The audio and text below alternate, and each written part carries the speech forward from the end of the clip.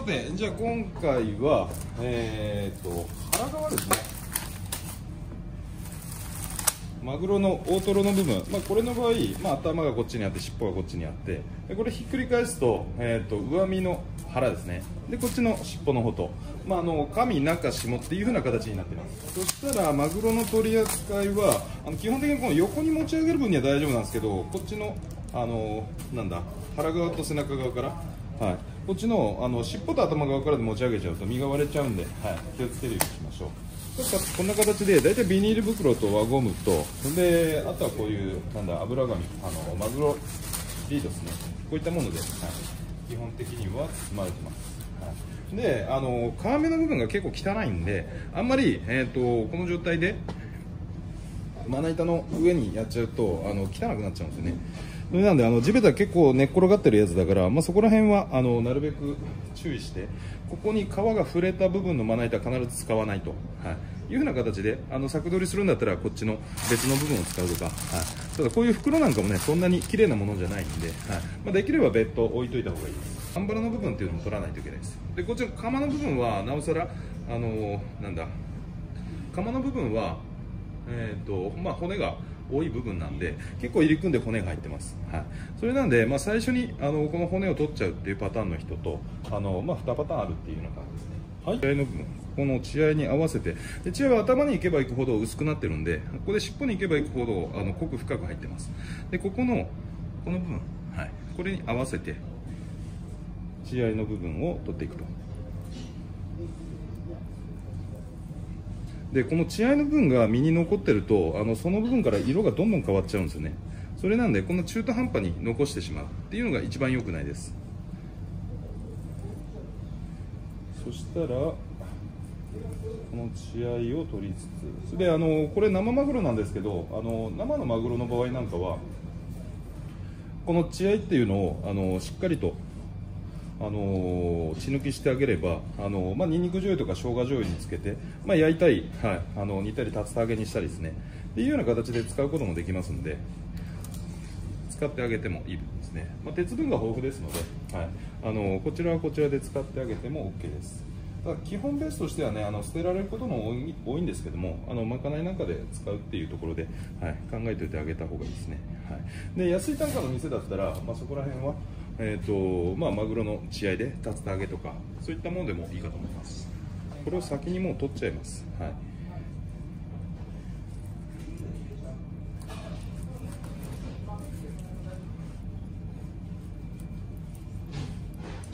結局ここのガンバラと腹の膜の部分ですよね。これをしっかり取っといてあげないと、後で処理するのが大変なんですよね。ここから途中で刃渡りがある程度長い包丁、柳刃包丁とかに変えていくんですけども、あとは牛刀とかですね、それに変える前にやっぱ出刃包丁とかでやってあげた方が骨が引っかかったりするときに包丁へのダメージが負担が少ないんですよね。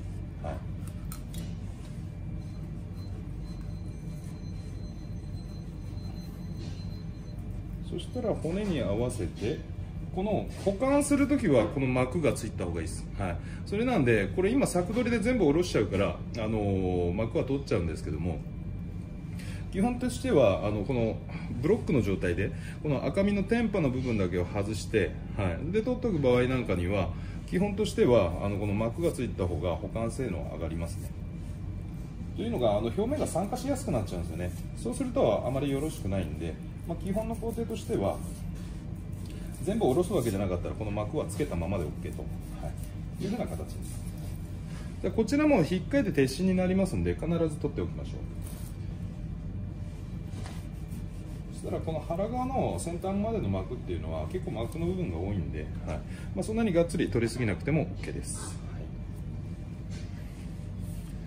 そしたら次の工程ですね。こちらの天パと呼ばれる形ですね。この赤身の部分、だいたい指3本分だと刺身にも使えて、だいたい5センチですね。皮目から5センチの中トロの柵で取るのか、あとは握り専用だったら8センチの柵で取るのかっていう風な形で、この上側の赤身の部分を外してあげます。赤身を外すときには、こういった柳刃包丁ですね、それを使って尻尾から頭側に下ろしていく。でこの下ろすときによっぽど切れ味いい包丁とかで尻尾から一刀両断ってできるんだったらいいんですけど、この距離の長さよりか横の距離の方が腹の場合は結構短くなるんですよね。それなんでこっちの横から、で、例えば5センチだったら5センチの部分を残して、で尻尾の部分を下ろしてあげる、っていう風な形で取ってあげるとこの赤身の部分がきれいに取れます。こういうマグロリード、ペーパーを引いたところに下ろした魚をどんどん置いていくっていう風な形になります。次の工程で柵取りをしていくんですけども、基本的にはこっちの血合いがあった方ですね、左側から、だいたい2センチぐらいの柵で取っていきます。だここの先端の部分だけ骨が噛んでるんで、そこだけ注意して、で下ろしていきましょう。でもし1頭でいけなかった場合はちょっと開いてから身割れに気をつけて、それで2回目の包丁を皮目まで入れてあげると、いうふうな形ですね。でここで難しくなってくるのがここの部分、骨噛んでるんで、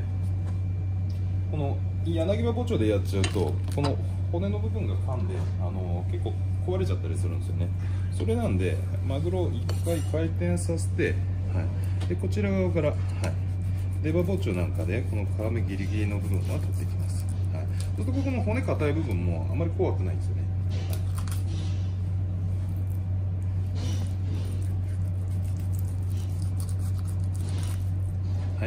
っていう形で取ってあげれば、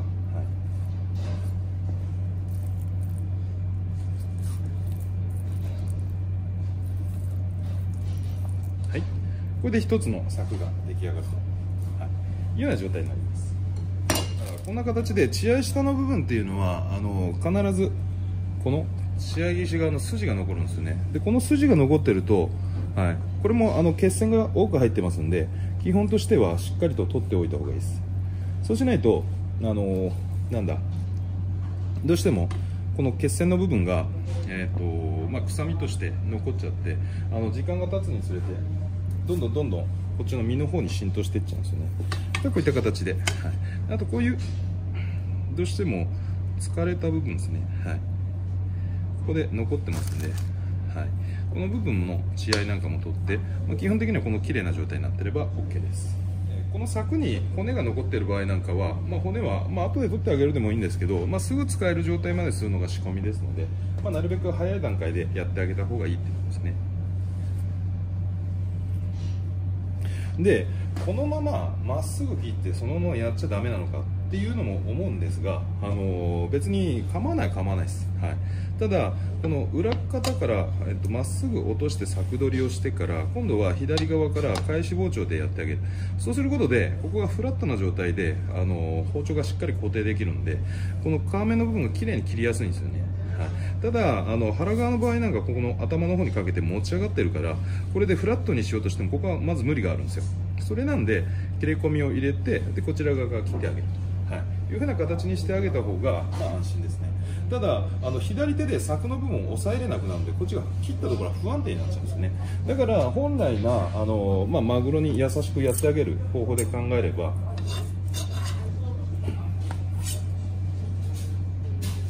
一旦頭を奥側にして、で切れ込みを2センチ程度で柵取りをしてあげると。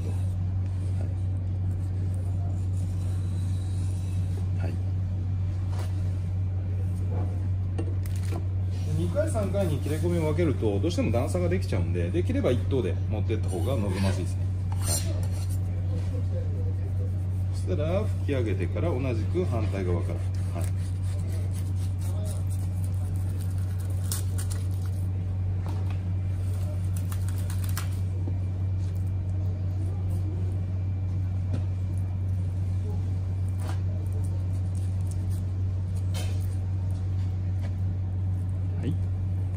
こういった形で、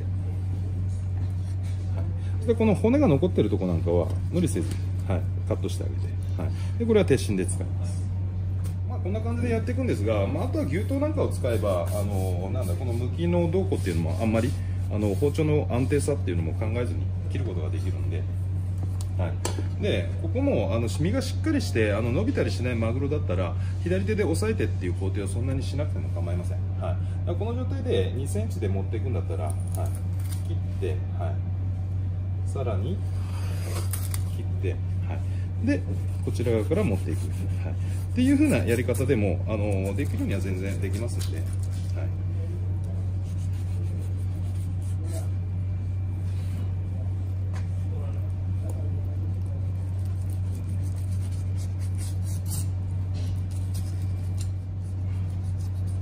できればこんな感じで本来は返し包丁で柳で持っていくと、そしたらここが切りつながってっていう状態ができますの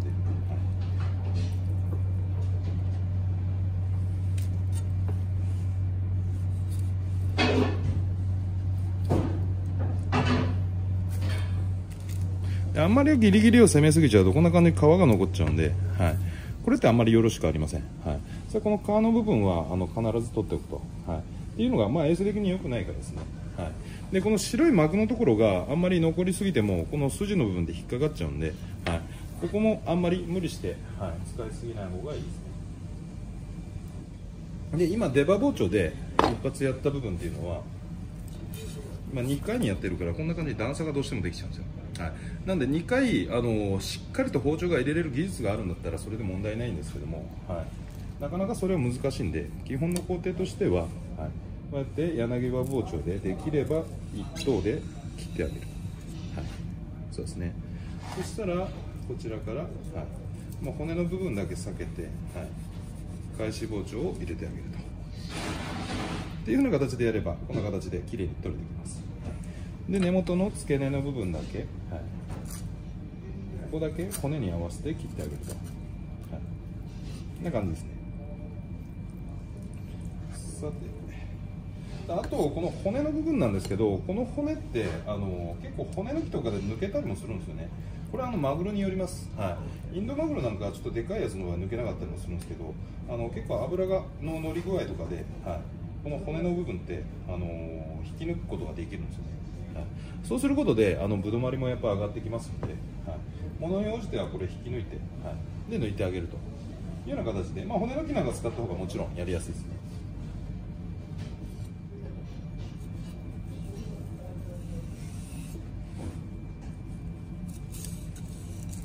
でこうちょうどお腹の部分でマグロのこの辺りまで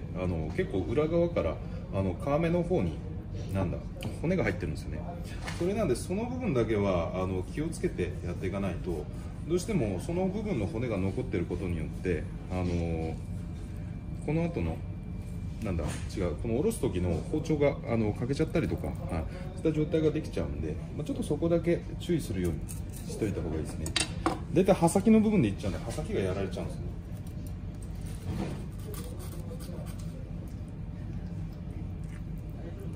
はい、こういった形です。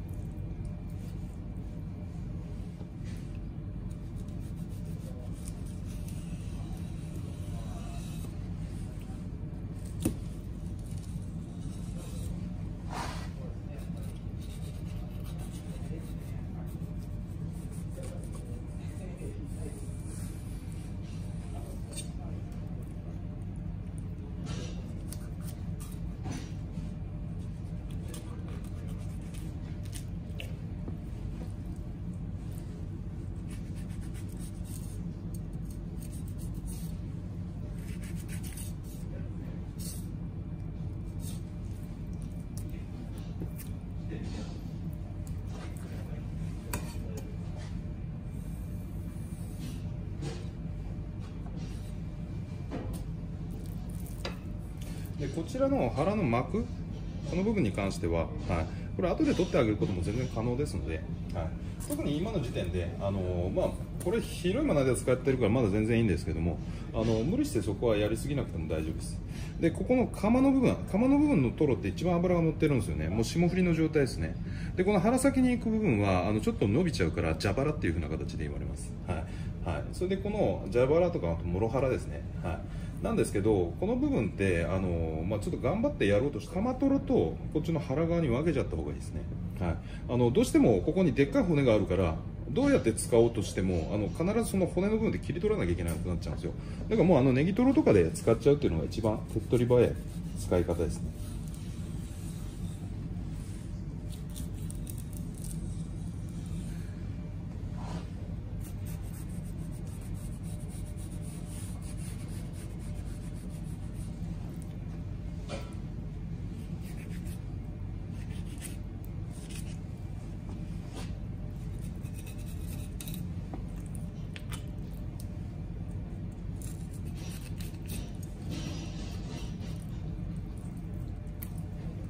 そしたらこの一番最後の部分に関しては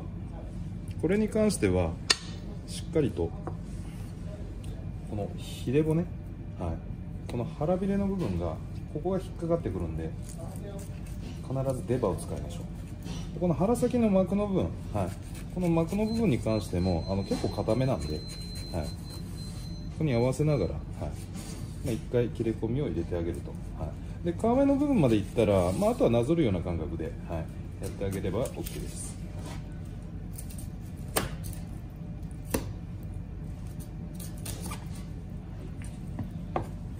そしたらここまでやりましたと、はい、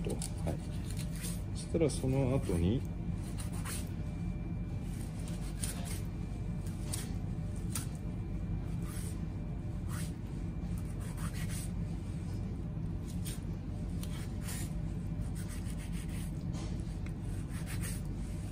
でこのもろ腹の部分に関しては脂の乗りがすごくしっかりしてますのでこの皮目に沿いながら、脂の部分を身の方に柵の方に残してあげてもいいんですけど、はい、基本としては取り外しちゃうものなんで、はいこんな感じである程度油と一緒に、はい、油を皮目の方に残して取ってあげるというような形にしといた方がいいです。